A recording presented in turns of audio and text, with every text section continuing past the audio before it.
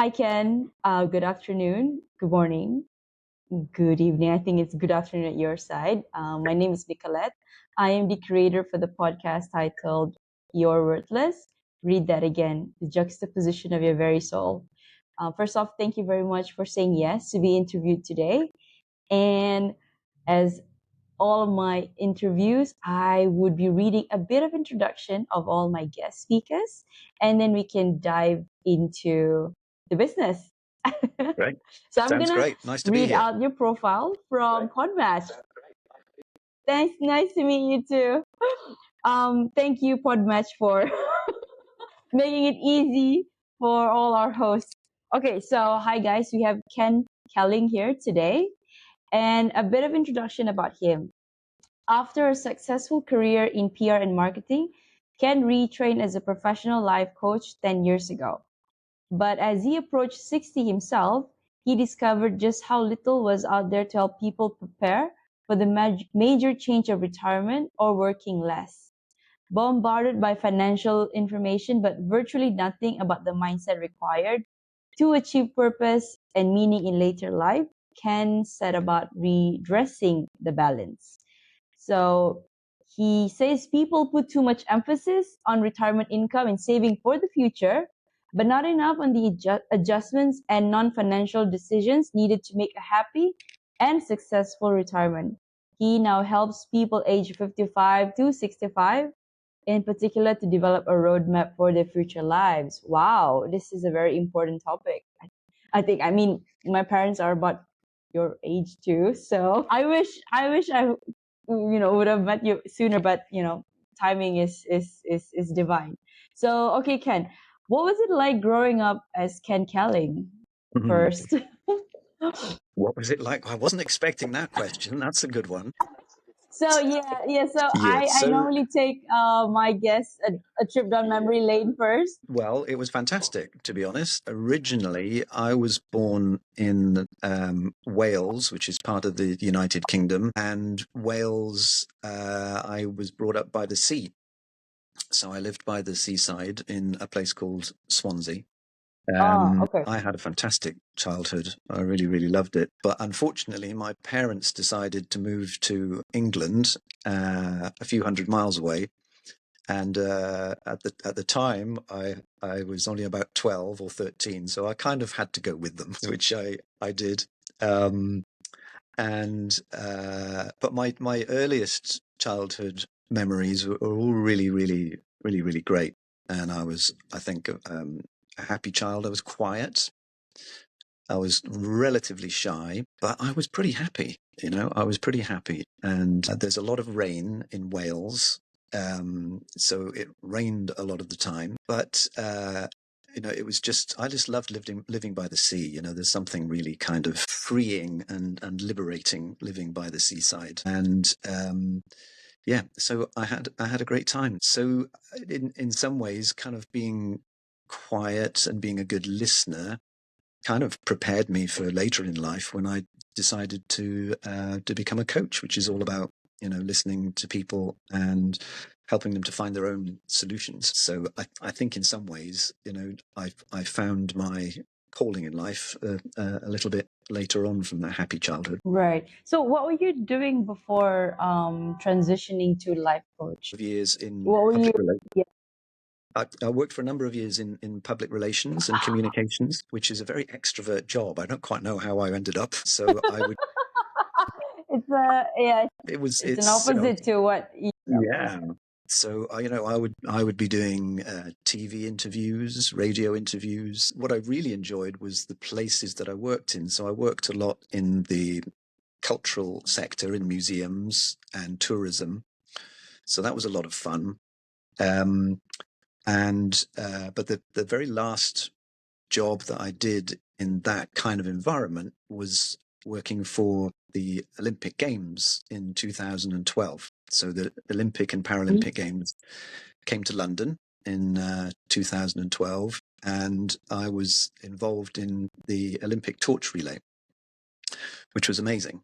And that was all about taking the Olympic flame all around the country and the lighting lighting the flame, the cauldron in the Olympic Stadium, and things like that. So it was really exciting. But when that finishes, when an Olympic Games finishes, you're basically, that's it. It's over. That's done. So I thought, what should I do next? What should I do now? And I knew I wanted to work for myself, and I also knew I was a good listener, going back to being that, quiet child. And that's how I kind of started training to be a coach. And I really enjoyed the training. I really enjoyed becoming a professional coach. And so for the last 10 years or so, that's what I've been doing. And as you were saying in your introduction, it's led me to think about, in particular, those people who are approaching this different age of either semi-retirement or retirement. And my own experience has made me think that we're getting a lot of this very wrong, that we are very, very focused on money. But that's not everything. As you will know, Nick, it's not everything. And what we seem to have much less preparation for is our minds. And, what are we going to do if we're not working anymore? Who are we if we're not working anymore? Because, we talk about ourselves a lot as, I'm a coach, you're a podcast host. We have these titles and these roles. Accolades, identity, yeah. Yeah. Sort of. So, and if we're no longer working, we're suddenly faced with this reality that it's we've lost some of our identity. And who is it that we've become, or that we want to become? So, as you were saying in your intro, I think we need some adjustments to this. So it's my interest to help people to plan, not just financially, but mentally as well, for maybe 20, 30 years maybe of retirement. Because without a plan, we might just be drifting. Yeah, because growing up, I've always had this thing between 20 to 30s. It's like, okay, hustle, hustle, hustle for me. And then now I'm early 30s, and it's like, okay, now what? And then again, that's actually a very, very good call out. And many people think that as they reach that retirement age, I have this some amount of money and I'm secured. Okay, so I think 1 month, 2 months into your retirement, you're gonna feel, okay, this is good. This is what I've been waiting for. I've been working my whole life for this. 6 months in, 1 year in, okay, what am I gonna do now? Okay, you get to spend all the time that you want with your grandkids, or go travel, but you can't be traveling like the whole year. Probably you can, maximum maybe 1 year, 2 years. Okay, and then you got to settle down, right? So I think having you on is very beneficial today. Yeah. So okay, let's go to the questions. Mm-hmm. So okay, Ken, what are the main mistakes people make in thinking about retirement? Yeah. So we've touched on this a little bit. So the number one mistake is just to think that this is a financial event. Okay, it's that's what we think about: saving enough money, getting enough money. And yes, of course, it's important, but it's not the only thing. So the first mistake is just to not think about, how you want to live your life. Not just can I afford it, but what do you want to do? Like you say, there's probably a honeymoon time. That first month, the 6 months, the year is maybe the honeymoon time. But so many people actually go back to work once they've retired, because they've missed things that they get from work.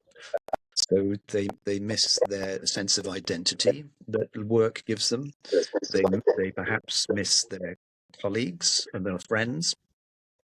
They miss maybe a schedule or a routine. So what we have to think about is how are we going to replace these things in retirement, and how are we going to replace them with something that is going to give us purpose. That's the other big aspect is, and this is what I talk to many people about, that they've lost this sense of purpose. What is it that they should be not just doing, but how should they be being as well? That's a big shift because, work is work, work, work, work, work.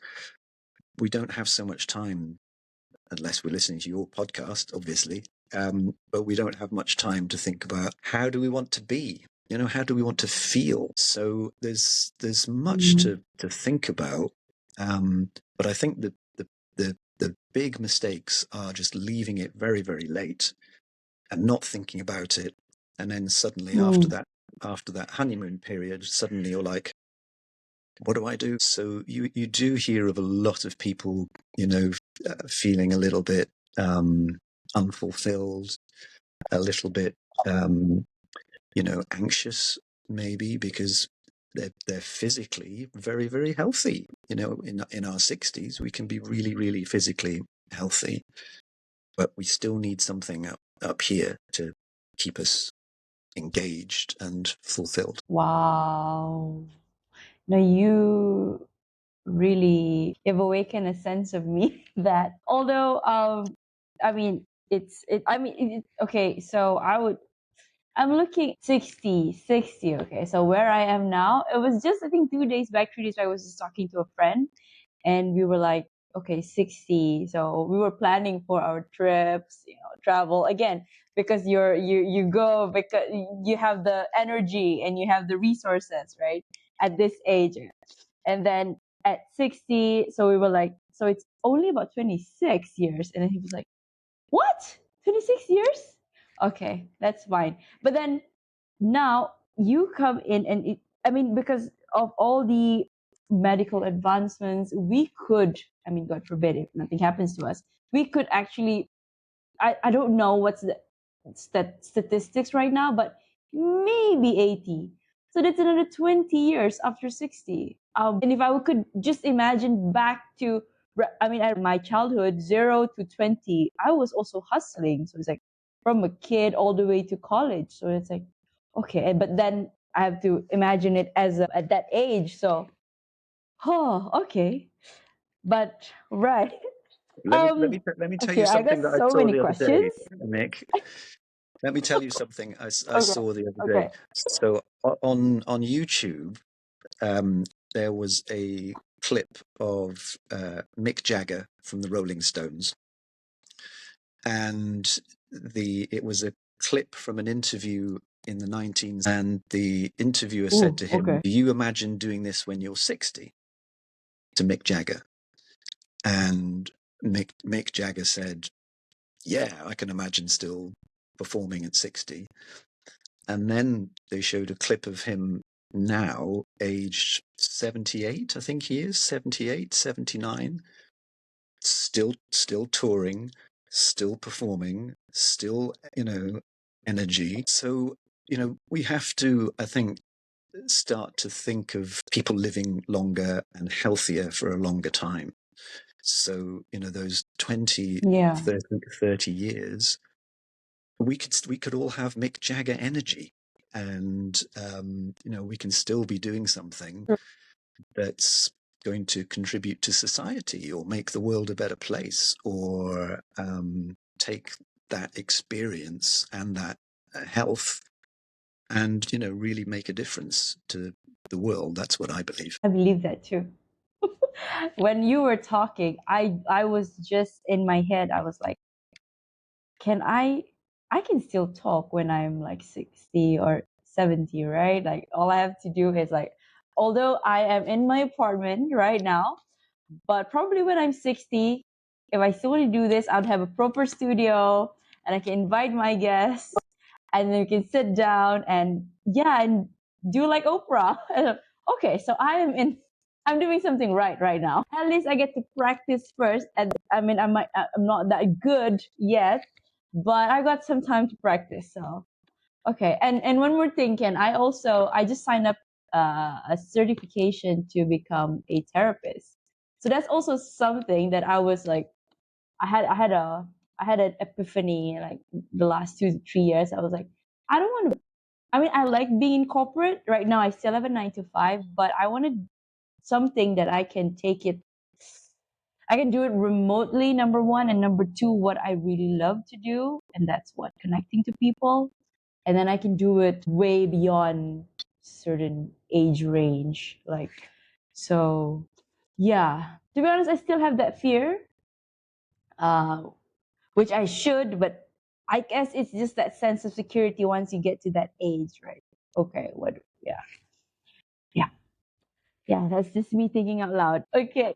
Yeah, well, you Ken, could. why do you say? Sorry, I was just Yeah, going to say yeah, that yeah. Sorry. Go ahead. yeah, I was Yeah, just going to say go that ahead. Yeah. just to share with about my journey of becoming a coach, because there was certainly a time when I was combining my my PR career and my coaching.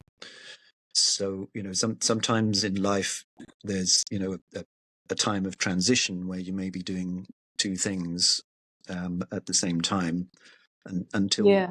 until maybe Yeah. one of them shifts. So it's not often, in my experience, it's not often that someone gives up something overnight and suddenly becomes something different. There's usually a time where Yeah. you're looking at the two things together. So for you, if that's a time of combining your corporate work and your therapy at the same time, that's pretty standard. And it may be that over time the therapy becomes bigger, and maybe you move from part-time perhaps and then to full-time therapy. So these transition moments sometimes take longer than you think, but you're learning all the time as you do. Yeah.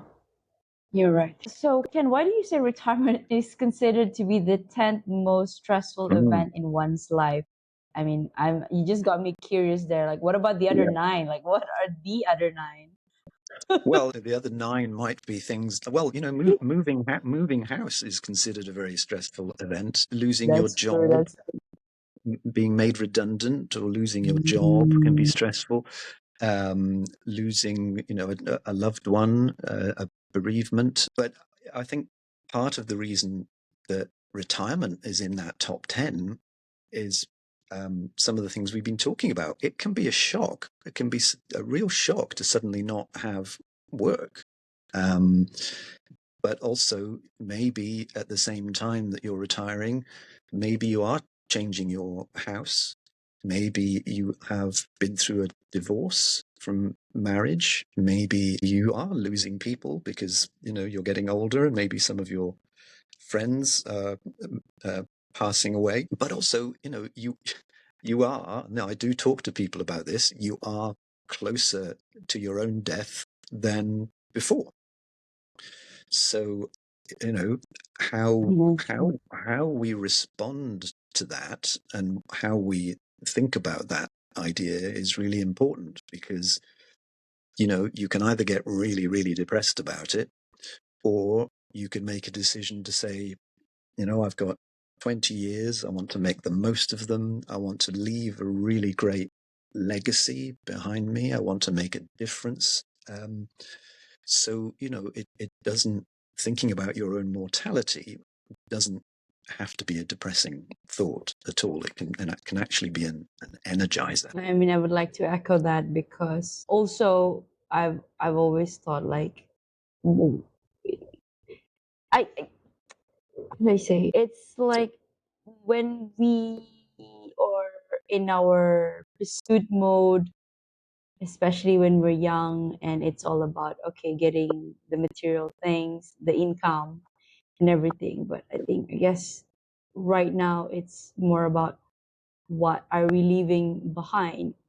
Like, yeah, I always see this often, like on YouTube, on your deathbed, Nobody says, oh, he or she drives a car of such.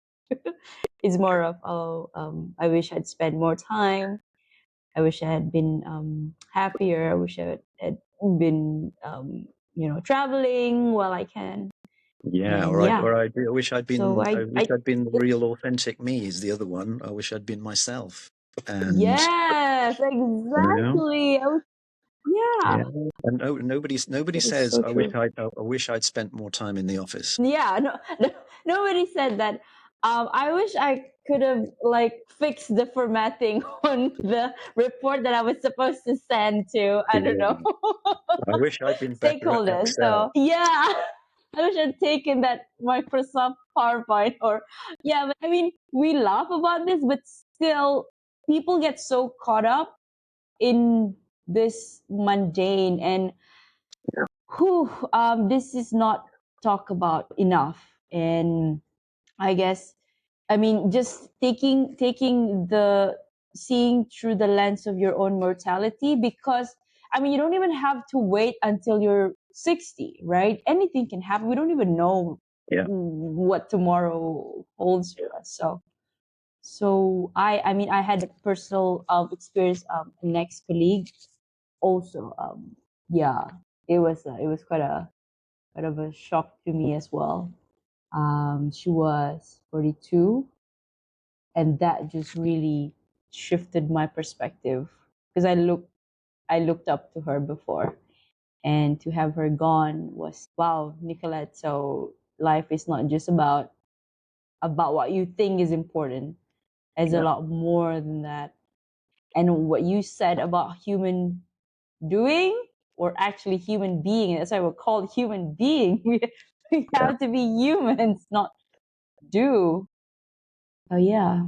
Well, thank you, Ken. Okay, so what is your advice to someone thinking about retiring or working less? Okay, so some of the same points. So, as well as thinking about how you might get the right amount of money, um, some of the questions I would ask are, what is it that you might need to adjust or accept or adapt? Will be working less or knowing that you might be doing different things.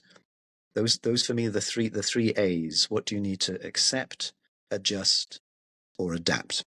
So start to think about those things. Start to think about where you're going to derive your purpose and your fulfillment from.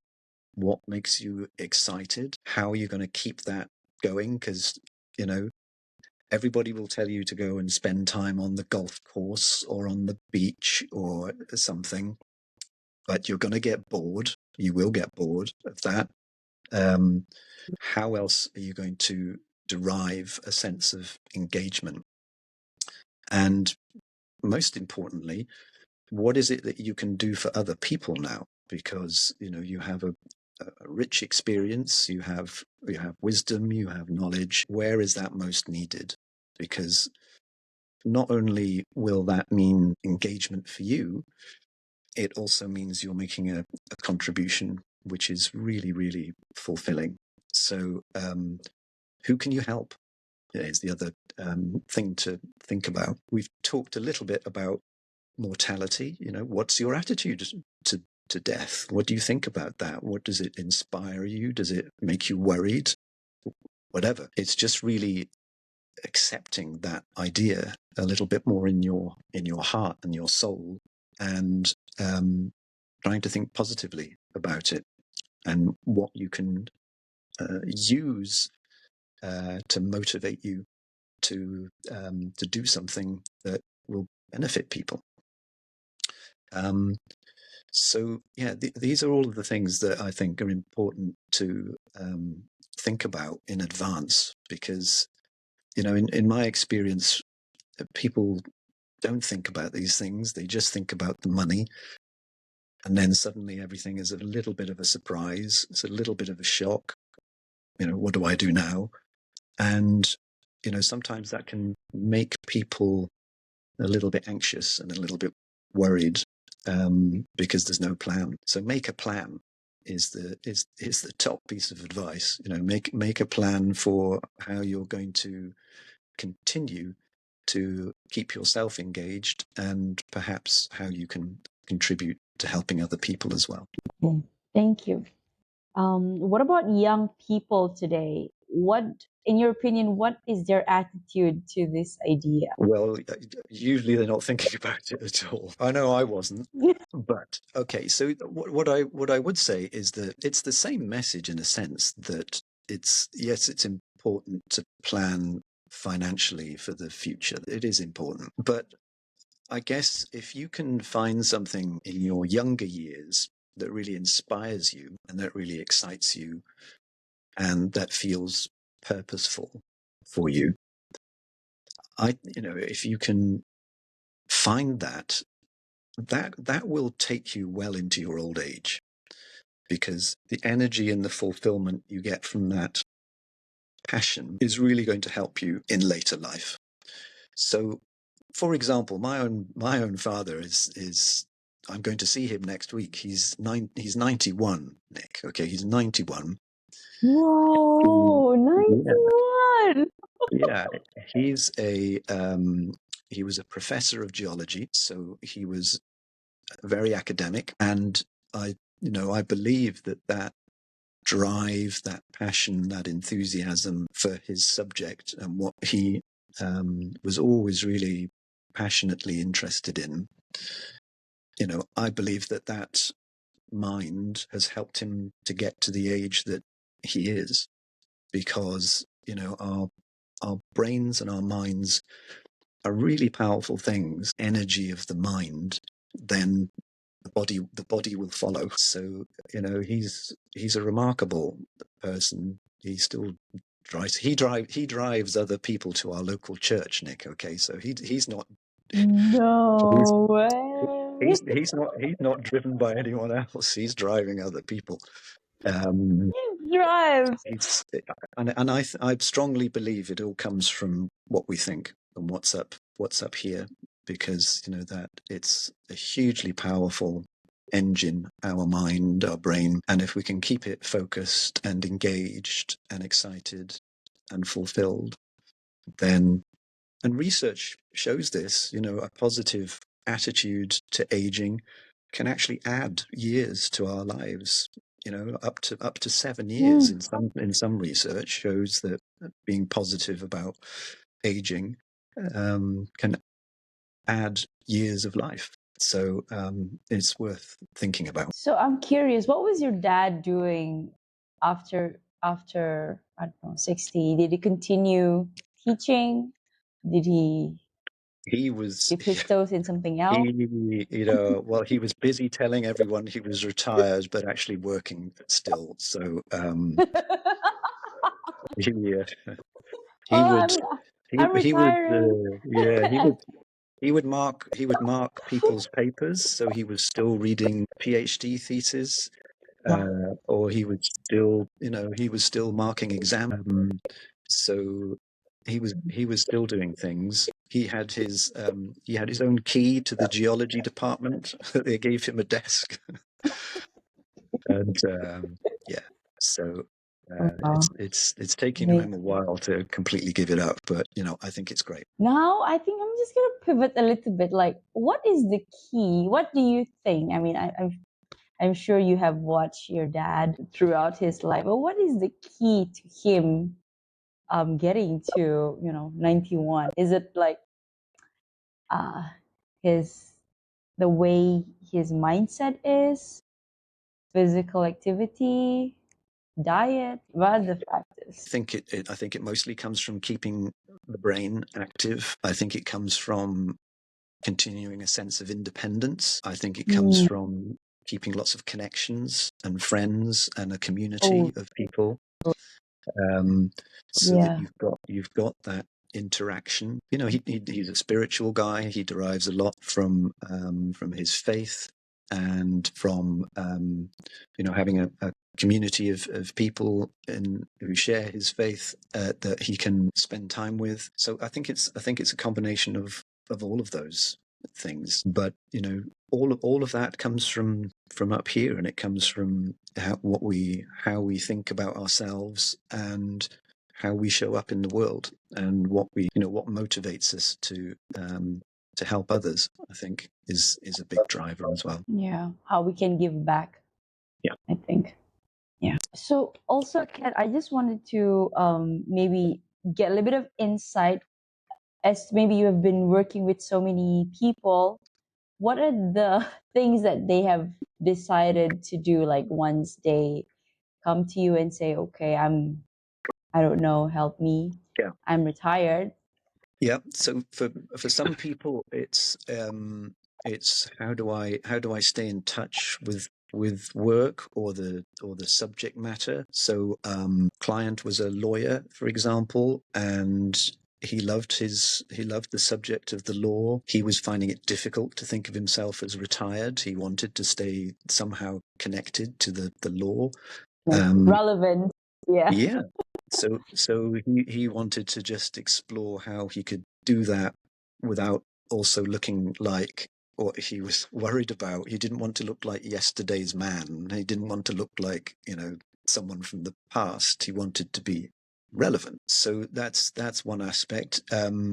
Sometimes the aspects are a little bit deeper. They're actually about how do I transition into a new phase? How do I do that? What do I need to accept? What might I need to leave behind?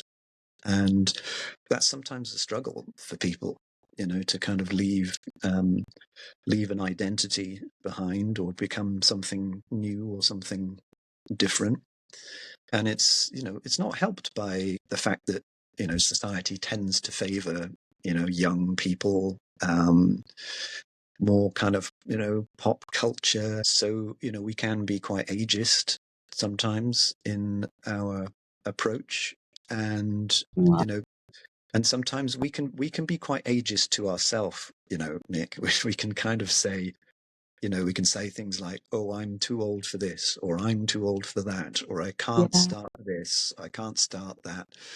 So, we need to tackle our own ageism sometimes as well. And that can be challenging for people. So yeah, so there's I think most of the things that I work with people on tends to be about transition. How do I go from where I've been all of these years into something new, and into something, and I haven't thought about very much. I don't want to play golf for the rest of my life. There's something different. There's something spiritual, maybe, about getting into this kind of later stage of life, and people haven't always given it thought. Wow. Cool. I will also be slowly thinking about this. Mm, As good. I mean, like you said, I mean, it doesn't really matter at which age range you are in. I think it's always good. I mean, we can plan, but of course, if God has different plans, then okay. But at least, and yeah, yeah. I think just being aware of that's really good. Thank you, Ken. Okay, so I'm gonna also pivot to a self-worth question, because this Mhm. is the essence of my podcast. Sure. I normally ask one question each for my guests. Mm. Can you share any personal experiences or stories of self-discovery, and how it positively impacted your sense of self-worth? Yeah. Well, we've talked a little bit about becoming a coach. When you train to be a coach or a therapist, like you're thinking about, um, you learn a lot about psychology. You learn a lot about beliefs and values. You learn a lot about the little voice in your head, our self-talk, limiting beliefs that prevent us from being our authentic selves. So it's when you're learning about all of these things, it's not unusual for you to start thinking, well, how do I think? What do I think about? What's my self-talk? Yeah. So when I say to people who are coaches, because I train other coaches now as well, the thing that I say to them is, although you might be approaching this from a professional point of view or a career, actually this is going to be an investment in yourself. It's going to be an investment in your own self-awareness. So that's been a 10-year journey for me, thinking about how do I process thoughts, how do I process information, what's my model of the world, and what's a belief that is not a fact. So it's been I guess a self-worth journey of 10 years that keeps going. And what I've discovered, I guess, just to go back to our kind of childhood conversation, is that actually a sort of a reflection back to who you were as a younger person can often give you some good indication about who you really are and where you can derive that self-worth from. Because when we're kind of maybe up to 10 years old, we don't have we haven't had all the things, we haven't had the world telling us that what we can and can't do. We haven't had restrictions. We haven't imposed these things on ourselves through work or other things, because we're a little bit more kind of playful, a little bit more creative, a little bit more like expressive when we're that age.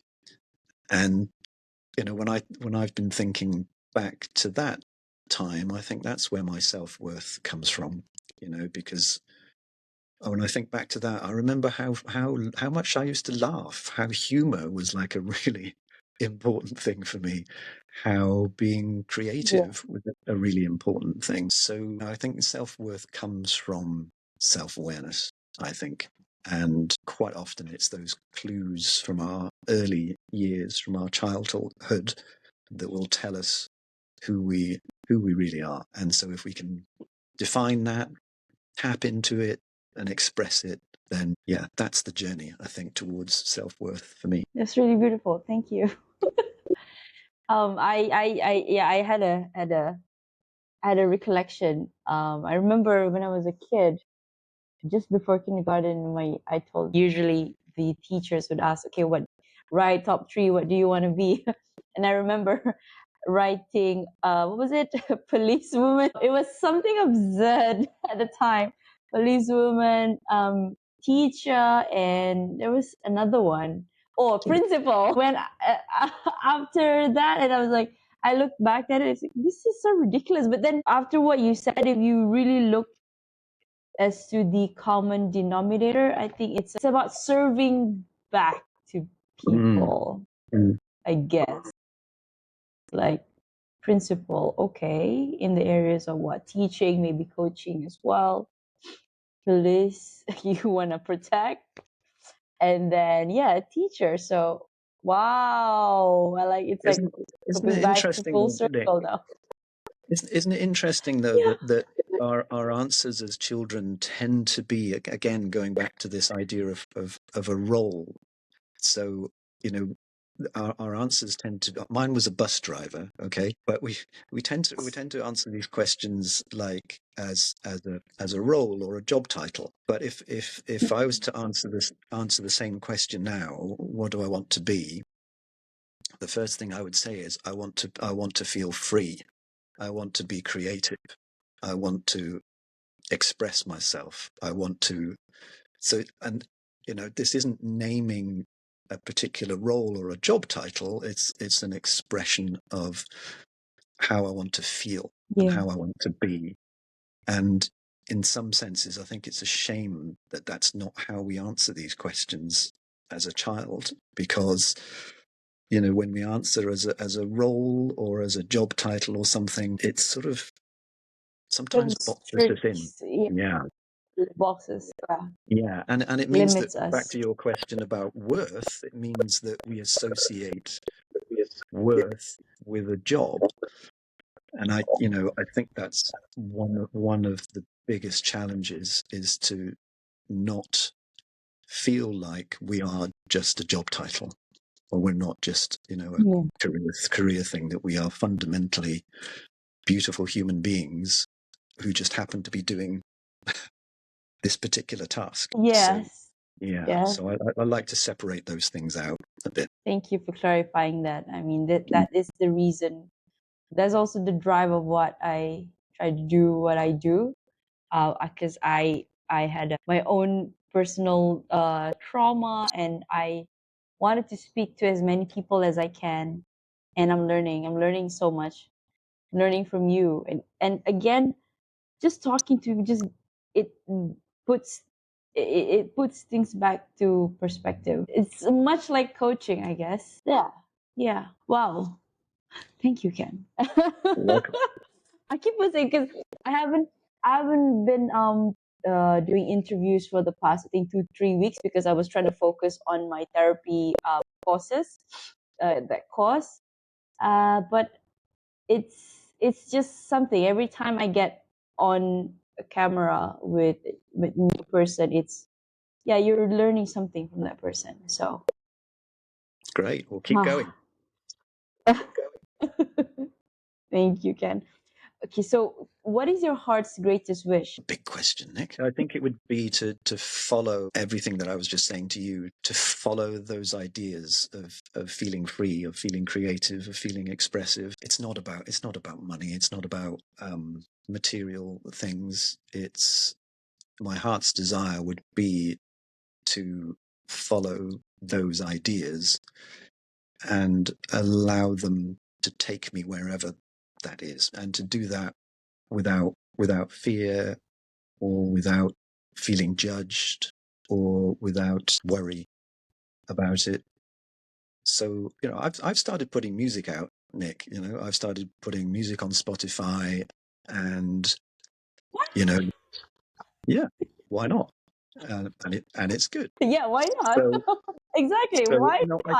I could sit here saying I'm too old for this, or I'm not very good at it, or yeah, I could say all those things, or I could just follow my heart's desire, and just do it and not worry about it. So Yeah, um, just do it. yeah, so to keep doing those things, I think would be following my heart's desire. Okay, do you have anything that keeps you up at night? Or do you sleep well? I sleep very well. Sometimes the dog who sleeps on our bed. But no, nothing. I don't drink. I don't smoke. I run twice a week. I'm vegetarian. I've been vegetarian all my life, so I'm pretty healthy, and I make sure that I get 8 hours sleep a night. So yeah, nothing is worth worrying about that much. Oh, you said you were vegetarian for all your life. I mean, it was since you were a kid all the way to Yeah, now? yeah. I never liked meat. I used to spit meat out. I didn't like it, and And then over time, I started, I guess, to understand a little bit more about some of the other issues to do with being a vegetarian, and animals and the planet and all sorts of other things. But I was unusual from that point of view. 50 years ago, it was very unusual. So people are starting to come around to my way of thinking now, Nick. So that's the way it works. Yeah, I no, I totally agree. Yes, yes. Yeah, I did lighting in last year, and now I did take meat a little bit, and then I managed to influence a colleague to do it. So, and he lost weight, so he was like, I think we should get on this train. Yeah, I think the key is to also give yourself time. Eventually, I think I'll phase out meat as well. Yeah. So, okay, last last question, Ken.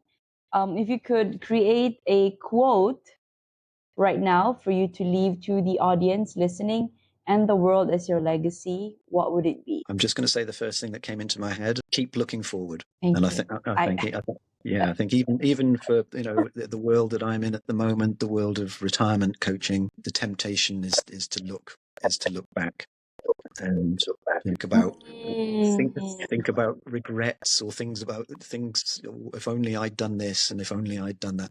It's Right. and Yeah.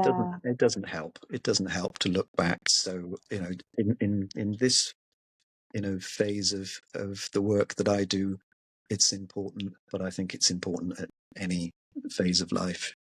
Always just look ahead. Wow. Thank you, Ken. I think that sums up our interview today. It's been a beautiful You're welcome. sharing from you, and I learned a lot from you. You're doing great work. You I think are you on any social media? I saw it's on LinkedIn, right? Yeah, so I'm on LinkedIn. It's Ken Kelling on LinkedIn. I have a website that's called senseofpurpose.co.uk. Okay. senseofpurpose.co.uk, and my email address is very easy. It's ken@senseofpurpose. But you'll find me very easily on LinkedIn. Okay. So if there's anybody, I'll be sure to include that in the caption. So if there's anybody listening who wants to reach out to Ken, they don't even have to be at 55. They could Yeah, be at whatever age they're in now and I just love wanting conversations, some Nick. So insights. anything. Likewise. Okay, Ken, you have a great day ahead, and thank you so much for your time today. Thank you, and thank you for having me I as a wish guest. you well. Thank you. Which was all mine. Thank you, Ken. I'll see you soon. Bye bye. Bye bye. Goodbye.